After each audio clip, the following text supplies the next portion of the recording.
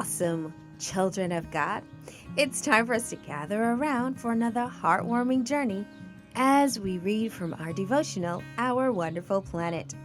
I'm Auntie Kay, and today, let's open our hearts and our ears to hear our message so that we could have smiles on our faces and open hearts ready to receive what we need to learn.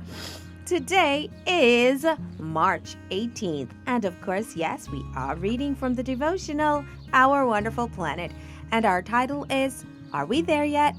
With the scripture text coming to us from Genesis 1:20, which says, Then God said, Let the birds fly above the earth in the open expanse of the heavens. My grandparents lived near a lake in North Carolina, about 3 hours away from our big city home. Our family often drove to visit them during weekends. 3 hours doesn't seem that long, but they went by so slowly. We drove my parents crazy asking, Are we there yet? Now I live in England. It takes about 15 hours for us to drive from my house to the airport, get on a plane, and fly to visit my family in California, where they now live. I wish I were still only 3 hours away. But the trip that the Arctic tern takes makes even my trip from England seem like a trip next door.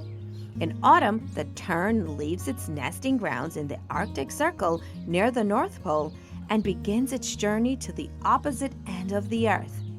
Each year, it covers 22,000 miles in its migratory flight. Considering all side trips it must make for food and other reasons, the actual number of miles it flies is even greater. By the time the tern reaches the Antarctic, snow has begun to melt because spring is on its way. A few months later, the tern begins its long journey home.